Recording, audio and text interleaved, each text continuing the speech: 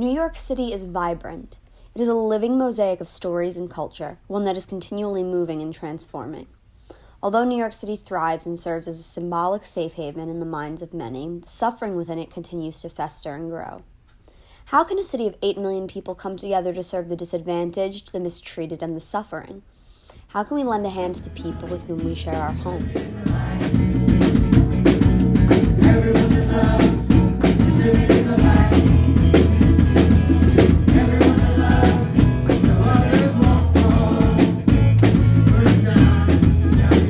The Bible encourages us to be people who live for one another, as the greatest commandment is, "Thou shalt love thy neighbor as thyself." Despite this, the doctrine of the church includes beliefs of closed-mindedness and intolerance, and focus on the Bible's authority is maintained with an unyielding approach to tradition. In the past, there has been a divide between the diversity and openness that are representative of New York City and the actions of the Christian church. In order to investigate the way that Christianity has manifested itself in a bold and volatile city like New York, we headed to the Lower East Side to visit Graffiti Church. The Graffiti Church is continually striving to practice what they preach, inventing a new form of the church that is married to the diverse nature of New York City. Graffiti is a church that serves. As the Lower East Side needs, the Graffiti Church gives. Graffiti Church, wow, what kind of name is Graffiti Church, right? And as you noted, East Village, Lower East Side, Alphabet City was covered with graffiti. It's everywhere you went. We started in a storefront right down over here. It's 184 East 7th Street, so you can see it on your way. It's 190 right there. Next is one. It was a storefront that was just covered with graffiti. And, we said, hey, our prayer was, God, bring us to the community that has the greatest need so that we can meet needs. Because as Gabby said so well, any faith, Christian faith, you can get focused on one of these minor issues and then forget the major issue. The major issue is love God, love your neighbor. So we knew, let's just go and show kindness to people. And so we started in that storefront and just started to meet the needs of the homeless and kids in the community. And of course, you're a church, right? So you stay at the storefront and first thing you do is cover up all the graffiti and Graffiti Church, come join us. And then you wake up. We weren't. No, it wasn't called anything. It was just, we're going to start showing God's love in the community. It was a blank. It was this, I think. It was that. It was a blank building, and then people started writing graffiti on the wall. So we said, well, that's weird. So we covered it up because we're trying to be a church, whatever. And then it comes back the next day. So it's like, what should we call this thing? Well, maybe we should call it Graffiti Church. And then we started to write graffiti on the wall. That's kind of how it got started, but it tells you the history of the neighborhood, and that has continued to be our calling, is meet the needs in the community. Even though the community has changed tremendously, you go a block and a half this way, it's still housing projects. People in this community, there are still people who are homeless in this community. So we've stayed consistent, even though our neighborhood has changed, we're still meeting needs, and we feel like that's God's calling for us. Yeah, so Graffiti Church, yeah. From providing showers to clothing, the church has invented tangible ways to perform outreach, working directly with those who are impacted by poverty and injustice. As the Lower East Side morphs, the church transforms with it, working to serve the surrounding community concretely. We're a servant church, We feed in the park like you'll see in a little while. We give out clothing on Wednesday, right? Wednesday night we have a meal right here where we're sitting at, and then we do a Bible study for those who want to stay after the meal, And we give out other services. I used to be the outreach coordinator, where we would go out into the public, in the community, I should say. And, just do surveys of what you need. What do you really need? This, that, and the other, find out what they need and then try to produce that, We used to have a canine ministry here, where people who had dogs, because a lot of homeless people have dogs, right? Mm-hmm. And most of the dogs don't have their shots, this, that, and the other. Right. And so we started that ministry to help them out. Now we have a shower ministry where the homeless can come and take a shower, on Wednesdays, So we've always been a ministry church. We just give out long johns and things in the winter and nice heavy socks. And then you can come on Thursday and look and see what we have. You might find a brand new pair of sneakers. The Home Fire campaign happens over 2 Saturdays. Yesterday was the first Saturday. We gave out information to our neighbors. Volunteers walked through the neighborhood, hung doorknob hangers on the doorknobs, posters in the windows and on bulletin boards in public places where people would see them, and they talked to our neighbors in the street and to business owners explaining what we were doing. Our volunteers told our neighbors how they can get free smoke detectors installed in their apartment and information in their homes about preventing and escaping from fires. Our neighbors learned they can simply call a number that we gave them, and they can make an appointment for a specific time next Saturday, April 20th, the Saturday before Easter, and a team of volunteers will come to their home at the time of that appointment and put a free smoke detector in their apartment and provide them fire safety education.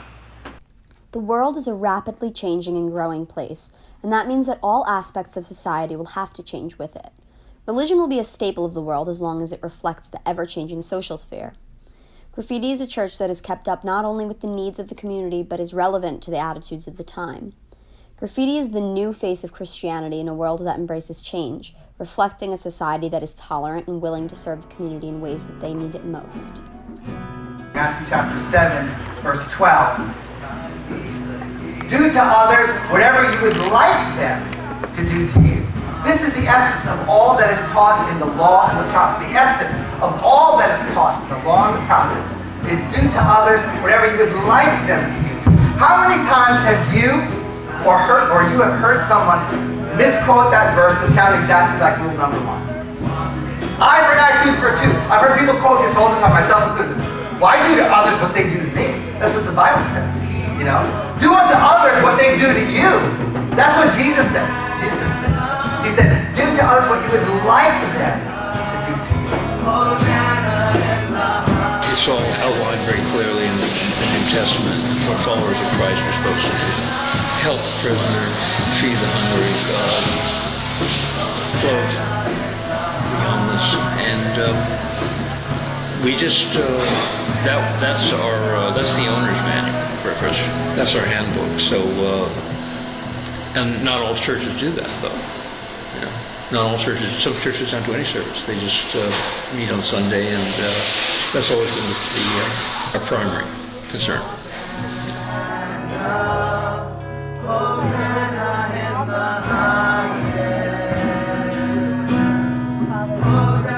There are some people in my community that absolutely, I feel like, aren't practicing the number one, practice that Jesus wants us to follow, which is to love. So that's hard for me because I want to share my faith. I know that time and time again, as we've said before, love is the number one thing that we should be practicing as Christians. So the idiosyncrasies of however you can, translate the Bible or how it's been written or who wrote it, that's all stuff that I'm struggling with. And I feel like because of how I know myself, how I know my friends, how I know my community, and how I know God, that love is number one. And we have to have a relationship with each other and focus on service, focus on love. What do you like and not like can sway that.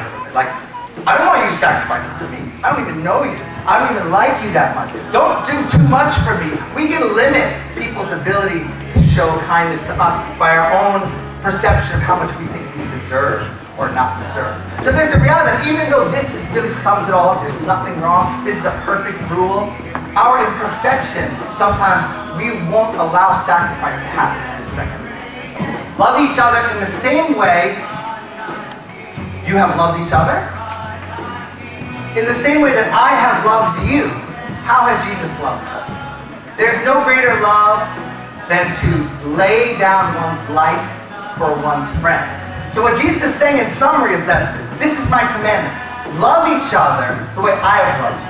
The way I have loved you is a sacrificial love. Not just eye for eye, tooth for tooth, not just the way you want others to be treated, but this idea that the way I've loved you, I lay down my life for you. That's how we are to love one another. When you're becoming a volunteer, you stop thinking about yourself. You lose whatever self-consciousness you might have. And you get become a part of it very fast.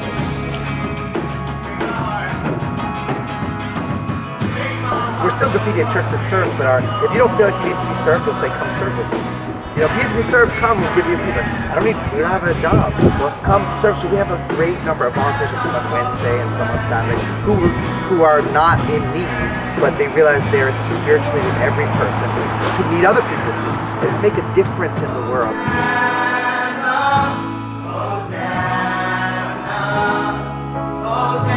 There is no greater satisfaction than giving and seeing people being happy by something that you do, you know.